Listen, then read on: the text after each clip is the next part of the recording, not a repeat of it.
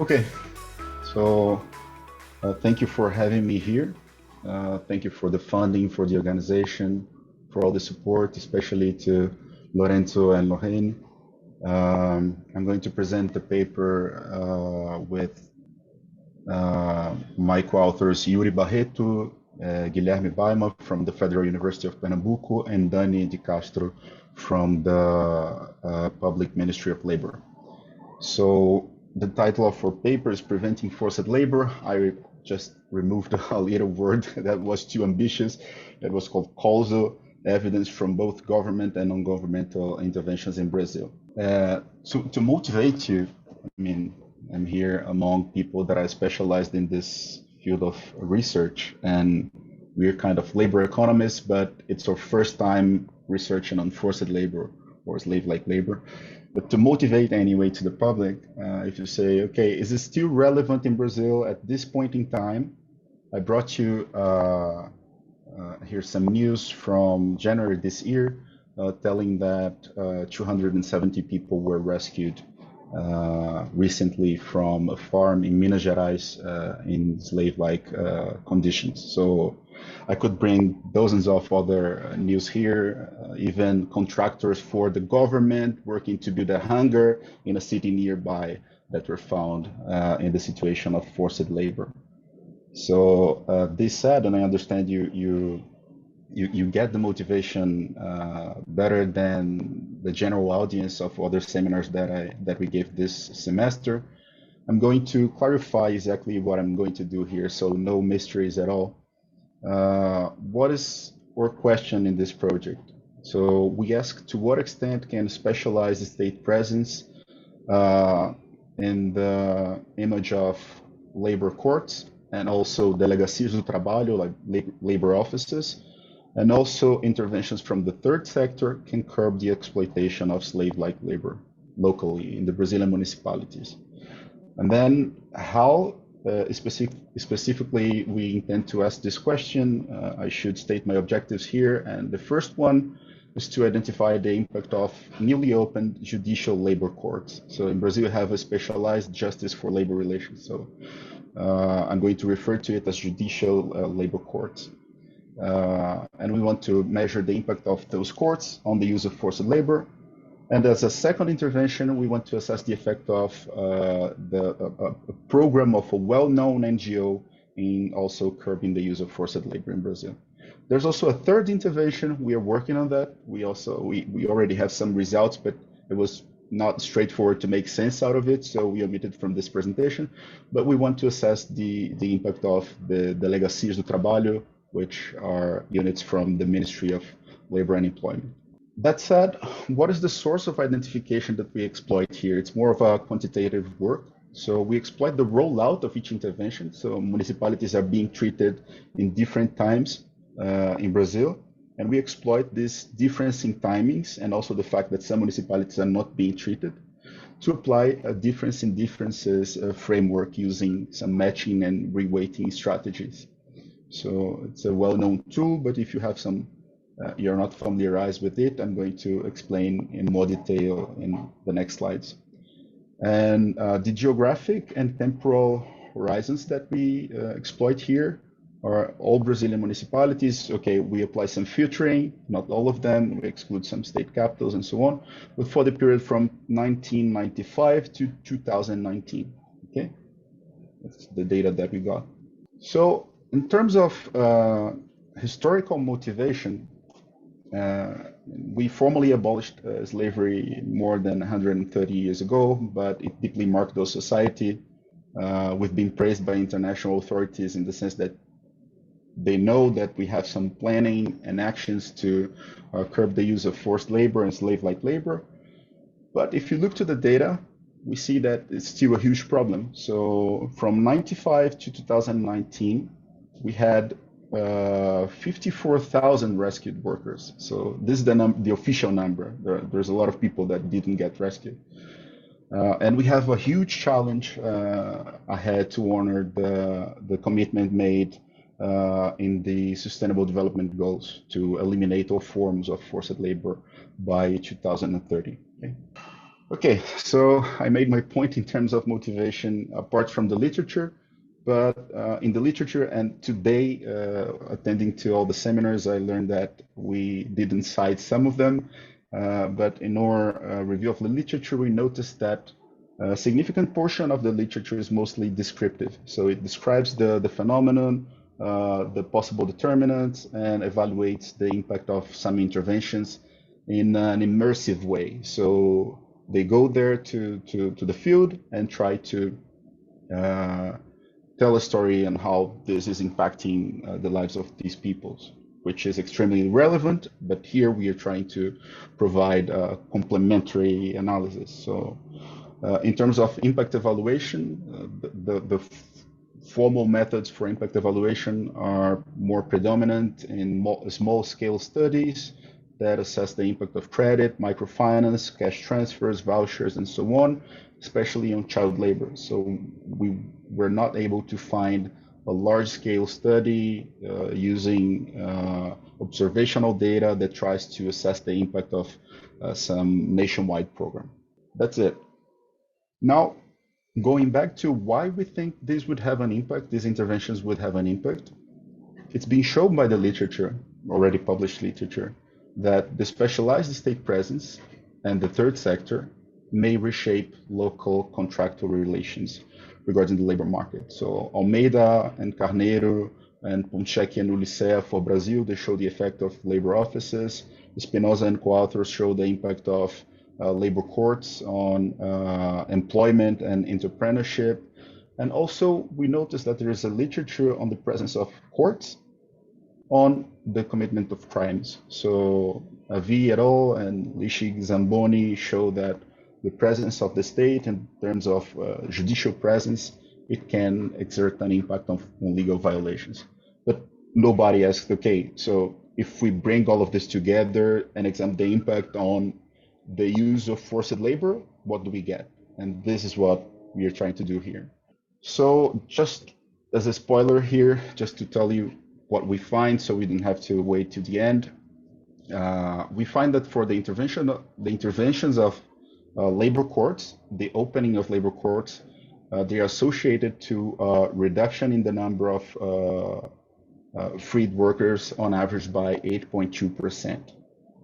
Depending on the specification, this magnitude is not statistically significant. We see a difference in trends. It's kind of suggestive that it has an effect. I would say that it might have an economic effect, but not a statistical one. So, but we can discuss it. And in terms of the NGO interventions, we find that the same outcome, the number of detected workers in the situation of forced labor, is reduced between 8.9 to 15%, depending on their specification. Then we try to be a bit more bold in the sense of, okay, what happens in terms of the labor market? And we use HISE data. Probably Andre knows the data, but if you're not familiar, it's kind of a employer-employee record for everybody that is in the formal labor market. And we noticed that for the sectors and occupations that are more prevalent in forced labor, the presence of labor courts tend to promote formalization. So labor court opened in a municipality that had some sectors that were really prevalent in the use of forced labor, and this kind of occupation, this kind of sector starts to get more formal employees, okay? And as a disclaimer, so it's kind of it's still an ongoing research. So I'm here more to learn with you than to bring like bulletproof research results. We still have a lot to do. So let me bring some background here. In Brazil, the Ministry of Labor and Employment, ministries here changing their names throughout governments, but I'm going to call it Ministry of Labor and Employment, MTE, is responsible for inspecting firms and they search for irregularities, including workers in conditions analogous to slavery. Okay? In '95, the federal government created the Special Mobile Inspection Group, which has the competence to investigate the allegations of slave labor in rural areas. And they started structuring the data. So That's where we get our data for this study. In this data, we find the ID and date of each inspection, as well as the municipality, how many workers were freed by each inspection, the occupation of the freed workers by the CBO, Classificação Brasileira de Ocupações, kind of a ISCO, and the sector of the firm inspected by the KINAI, which is also a Brazilian classification. We also have access to the demographic characteristics of the rescued workers, but we can't identify them by the social security number, but that's fine. So here's the distribution of freed workers. It seems to be more prevalent in the North and Midwest regions, such as states like Pará and Mato Grosso and so on. And just keep it in mind because the interventions are kind of targeting these areas. So, and here it brings some demographics of the freed workers. So basically they are young on average, predominantly Black, with lower levels of education, and mostly they are working on livestock and farms and extractive activities. Okay, so I'm midway here. Why do we think that the presence of labor justice is going to exert an effect on the exploitation of forced labor? So I told you that the Ministry of Labor is the one that audits the firms, but you may think that, you may remember, I don't know how it works in your country, but here in Brazil, if a firm is caught with a worker in the situation of forced labor, then the employer is required to pay all the rights in retrospective.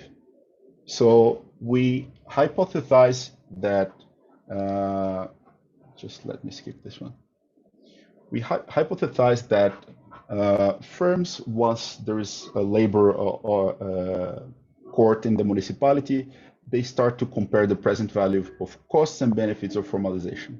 So it may be better to choose to smooth payments through formalization instead of facing the risk of getting caught and having to compensate the worker and also face criminal charges. So moreover, we also notice in highs that when a labor court is open in the municipality, it raises the number of lawyers and judicial staff working. So it may be easier, or it may lower the cost of families or even the worker himself to resort to justice. Okay.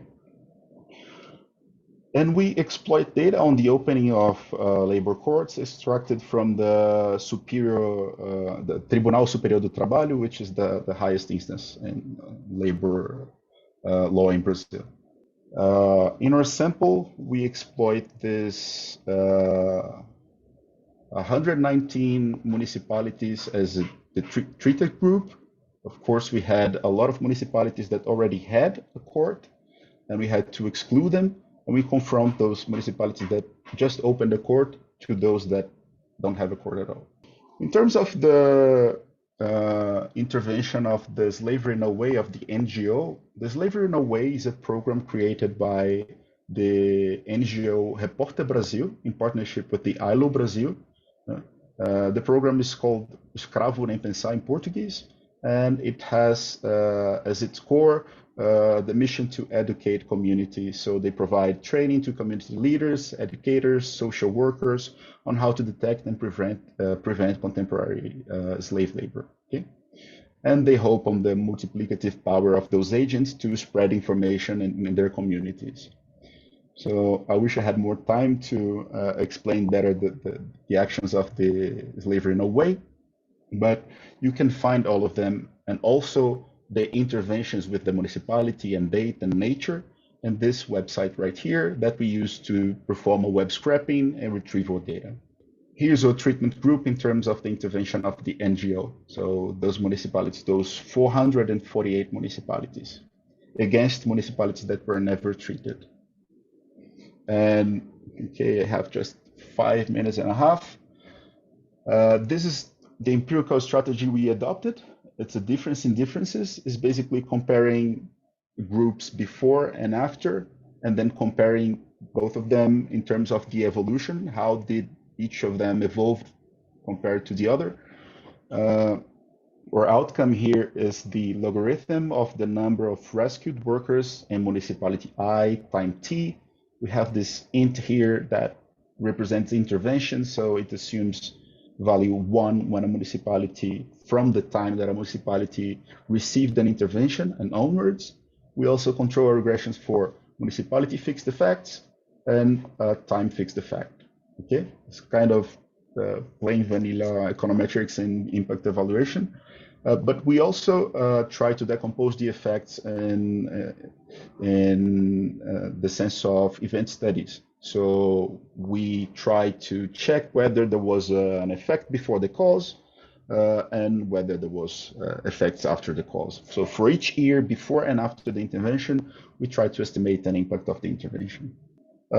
This is kind of just protocol of the new literature that when interventions are implemented in a staggered fashion. So one municipality is being treated in 2006 and another in 2012 and so on. This might generate bias in the two-way fixed effect model that we just showed. So a lot of people developed new estimators, and the most popular, in my view, is the Callaway and Santana one. It seems to resolve all problems. So this is the one we adopted, but our estimates are kind of consistent throughout other estimators. And we also implement this entropy balancing method developed by Hein Müller, just to try to compare comparable localities. So you can imagine I'm comparing a city in the countryside of Pará to São Paulo. It wouldn't be fair. So we try to balance those two samples of treated and control groups in terms of the number of freed workers that they had in the past, literacy rate, the importance of agriculture to the GDP, and so on and so forth. And here are our results, finally. So we find that on average, the presence of labor courts tend to reduce on around 8% the prevalence of forced labor in Brazilian municipalities. This is the two-way fixed effect model using the balancing developed by Hein Müller. The thing is that when we implement the Callaway and Santana estimator, which is more robust, this effect is still of the same magnitude, but not statistically significant for the overall period. So we also find that's fine. We find a difference in trends here. It seems that overall it's decreasing, but that's not very strong of an evidence. But still. In terms of the actions of the NGO, it was really surprising, and we are speculating that there is something else behind it. So probably the NGO is coordinating with the state or other instances, because we find that from the second year onwards after the intervention, we have a decrease in the number of freed workers by the magnitude of 8%. And it seems to be really consistent. So the effect is not going down and up again, as we saw in the courts. And it's robust even when we try the Callaway and Santana estimator. So it's still kind of a black box, to be honest, what's going behind here. And at last, I still have 1.5 minutes. We try to show what happens in terms of labor market. So some suggestive evidence in terms of labor market as a function of those interventions. So why are we seeing a reduction in the number of freed workers? So it's just that after the interventions, the firms are hiding better the workers in irregular conditions, or just firms are seeking formalization for those workers just to be compliant to labor laws.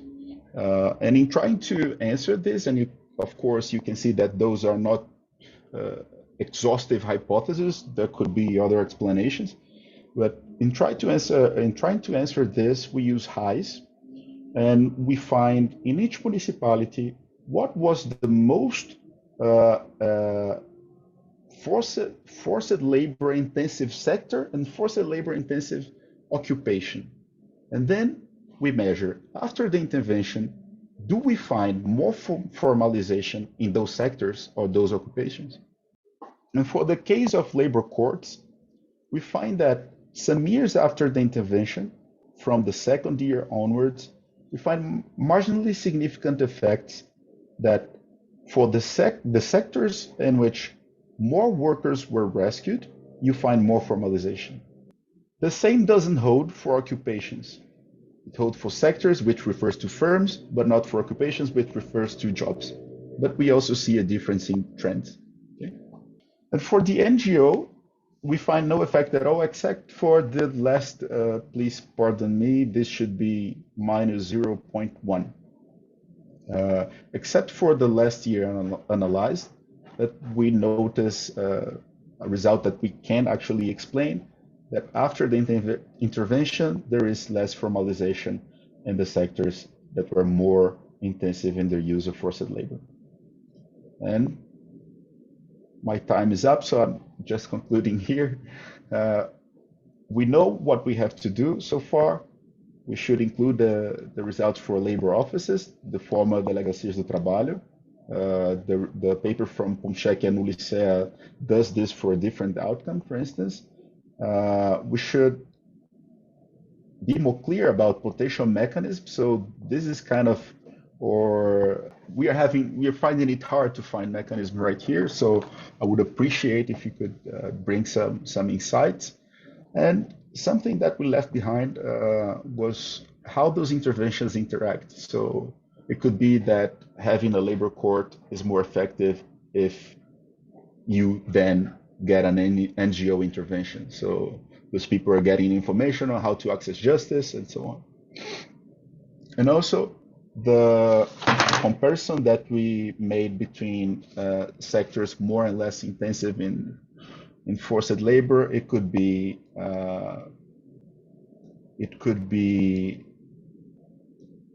reformulated according to this paper that we found, but I'm out of time, so thank you very much. Thank you, Robson. No, this is very, very interesting. You have all this work on compiling all this administrative data, and we know this is a lot of work behind this. So I'll open to questions. I don't know if you raise your hand. No, I was clapping, actually, congratulating, because I know there is lots of work behind this paper, both in collecting the data and looking and trying to analyze in some different ways. I already see, Robson, that you have done something more, actually, that we didn't see in the previous version. These are really, I like a lot. Now I understand where you were saying, we find results that not really in line in a way.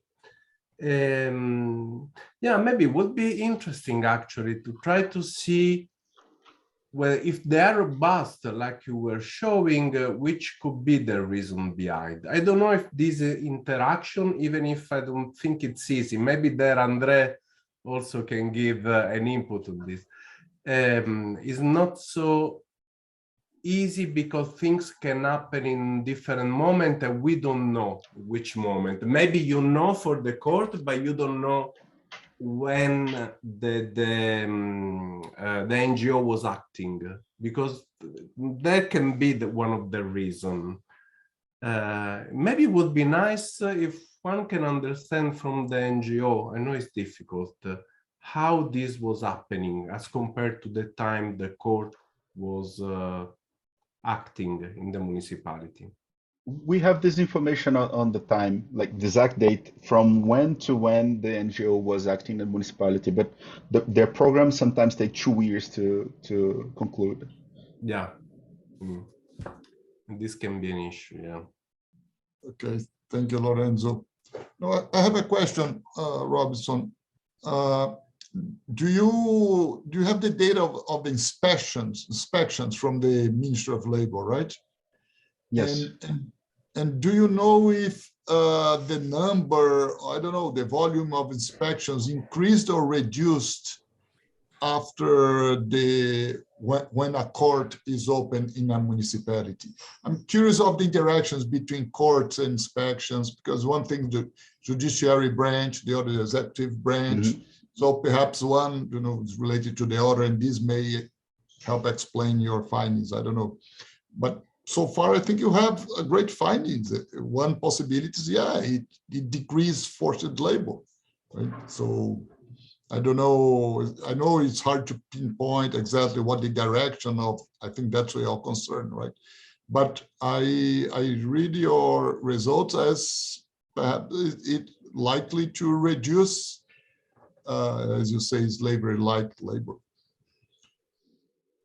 It's a great point, Andre. Actually, we have this shortcoming that it makes it hard to explain this effect of reduction, because when a labor court opens in a municipality, the number of people rescued decrease, but the number of inspections decrease as well.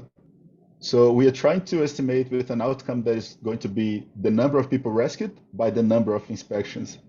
But in any case, it's kind of I wouldn't know how to explain why the number of inspections would decrease, Maybe there is a kind of another dimension of enforcement that the labor court can exert, that it replaces the necessity of those inspections. But we are kind of in the dark right now in the sense, so we are to see what happens.